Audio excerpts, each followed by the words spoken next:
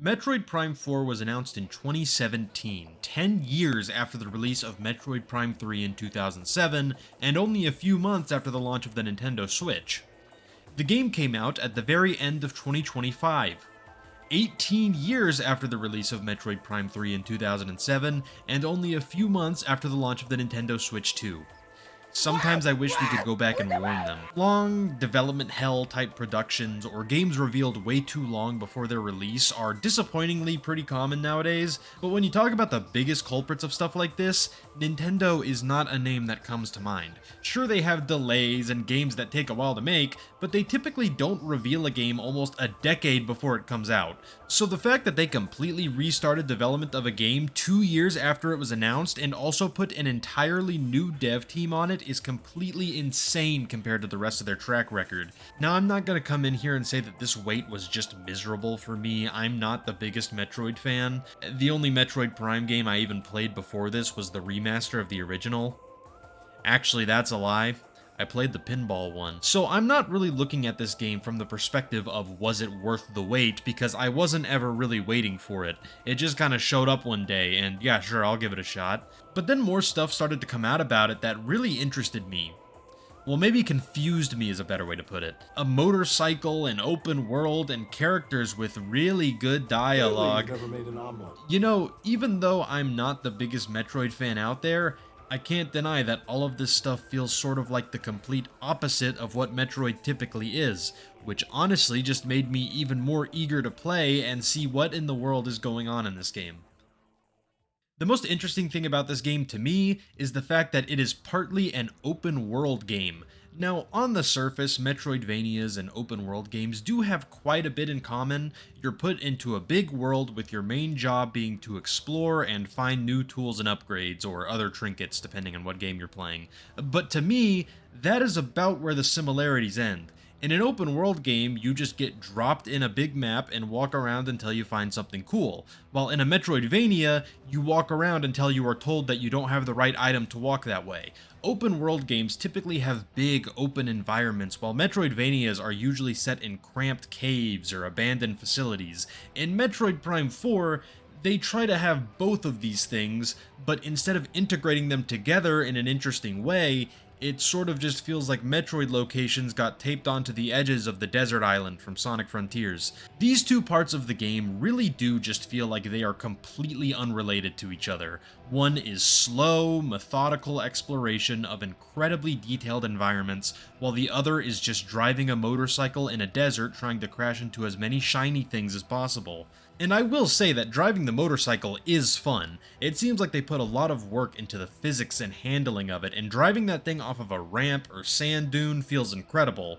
I admittedly spent a lot of time in this game just driving in circles on the cool bicycle, but also you do all this in the most dead, empty open world I've ever seen. It is actually just miles and miles of sand with nothing else in it. I compared it to Sonic Frontiers earlier, but honestly, that's doing Sonic Frontiers a disservice. There was tons to do in that desert. You will occasionally find a little shrine or piece of wreckage that holds an upgrade or something, but these are all pretty small and not very substantial. The little shrines are typically more interesting than the little wreckages, but even then they usually just consist of a single, very short puzzle, and there aren't even that many of them. The barren desert is even more jarring when you get back to the Metroidvania stuff, and it's all so detailed and genuinely beautiful, like all of the time. Each and every area not only looks great, but so much effort was put into showing what these areas actually are. The place you go to get your motorcycle is not just a cool looking tower where you get a motorcycle, it is the motorcycle factory where you get to watch the motorcycles getting made. Then there's the music, which always seems to capture the exact feel they want you to have in the place you're in. The soundtrack of this game is incredible. But my biggest issue with these sections is that it feels like they are being massively held back from what they could be. You see, in your typical Metroidvania, basically every area connects back to 2 or 3 of the other areas. This allows for the player to happen upon new parts of the map or discover shortcuts to older ones, which on top of the usual upgrades and new items you can find around the world, give you a really good reason to check out every corner of the map. This also allows for the world to be a lot more interesting, as instead of these places just feeling like disconnected video game levels, They form together to make a place that actually feels like it could exist if cool sci-fi pirates or bug people also existed. Metroid Prime 4 kind of just ignores that idea, which is very interesting because I think the original Metroid Prime executed this almost perfectly. Instead of connecting these different places through interesting level design, they just put a big sand circle in the middle, which makes every single location in this game feel completely isolated. What makes this worse is that you can tell through the different text logs and other things you can scan in the environment that a ton of work did go into thinking of how these places connect and how they tell the story of what ultimately happened to this entire alien race, and actually physically connecting these places would have helped sell that so much more, along with the fact that it would just make the game more interesting to play. The way the game is designed makes things feel incredibly linear. You enter an area, go forward until you get the key thing, rinse and repeat until you have them all. Sure, you occasionally have to go back to an old area to get something you couldn't before, but it almost always just boils down to walking back in, opening a door you couldn't before, and then leaving. And this would be more interesting if the game actually let me figure out where I needed to go.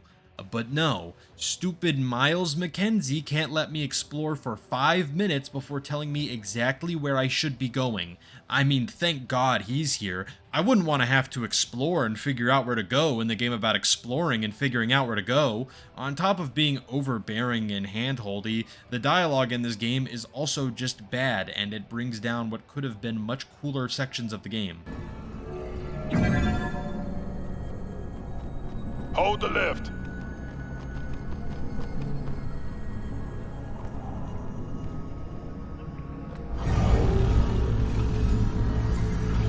Clearly, you've never made an omelet. Instead of being allowed to just take in these beautiful areas with their wonderful music, I am instead forced to listen to these characters who all simultaneously think that they are the funniest, most interesting person in the room. The only one I kind of liked was the robot because he didn't talk that much because he was a robot. Every character is either just rambling on about nothing or talking about how cool Samus is. You know that AAA Mario video? This game is the closest Nintendo has gotten to making something like that. And the worst part about it is how things that Samus previously could just do on her own now need the assistance of the C-Team Avengers. In previous games, when Samus gets a new type of cool laser she can shoot, she just gets it and you can use it immediately. But now in this game, you have to find the upgrade, take the upgrade all the way back to the Fun Squad HQ, and then you get to watch a super hilarious cutscene with everyone's favorite character as he installs the upgrade, and now you can use it. They made what used to take 15 seconds take 15 minutes. And speaking of those upgrades, I really thought they would get a little more creative with those this time around. When I first saw the trailer that introduced the idea of psychic abilities, I thought this game was going to get way crazier with the types of abilities you unlock. But basically every psychic ability you get in this game is just an ability that was already in the other Metroid Prime games, except now you can use them on translucent purple things sometimes.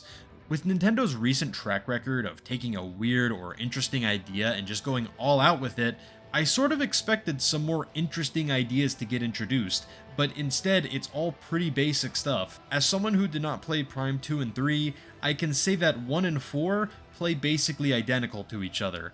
That wouldn't be an issue for me if the other problems this game has weren't there, but as it stands now, I would say the original Metroid Prime is a more well-designed experience. And I know I'm complaining a lot, but that's not to say this game is bad. I still had a lot of fun playing, but there were just some decisions here that completely baffled me. If this is the second version of the game, I am so curious as to what the scrapped first version was going to be. As I just said, this game is not bad, it's just weird. Like the title of the video. While I don't like a lot of the decisions made in this game and could rant about them for a while, none of it ruined the experience for me. The talent of the people working on this game was still able to shine through despite the missteps, and I was able to enjoy most of my time with this game. This is one of those games you recommend when it goes on sale. Except it's a Nintendo game, so it's not going to go on sale. Hello everyone. I was originally going to end the video there, But then I played the ending and I kind of need to talk about it. So, obviously, major spoilers ahead if you want to be spoiler free for this game. I didn't record the ending because I didn't plan on talking about it here, so I'll just use some other random footage and leave this all up to your imagination, or one of those YouTube videos that just show the ending. So, you know, all of those annoying NPCs that I spent a lot of time complaining about? Yeah, each and every one of them die, and Samus is the only one who makes it off the planet. I kept waiting for them to cut to the shot that showed us that everyone was okay, because they had already done the fake out, go on without us deaths a million times at this point, so I just sort of expected that's what they were going to do. But no, there is no good ending where they survive. They are dead for good. This is genuinely the only thing that happens in the story of this game that I found kind of interesting, but I think it would have worked so much better if I actually cared about these characters. I don't really feel the emotional impact of these people's deaths because they never felt like actual people, they just felt like annoying NPCs. I respect the decision because I think it's probably the most interesting way they could have ended this game, but kind of like the rest of the game, it just sort of feels like they really don't take the time to flesh out the idea, so the only emotion I really felt during the ending was confusion. Miles McKenzie is dead. What?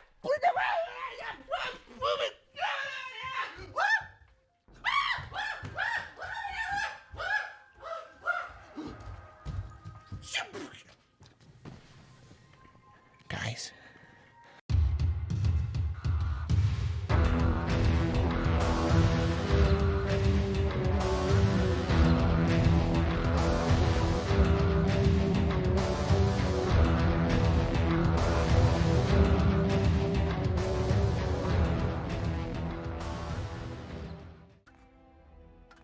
Nobody has to break anything. Clearly, you've never made an omelet.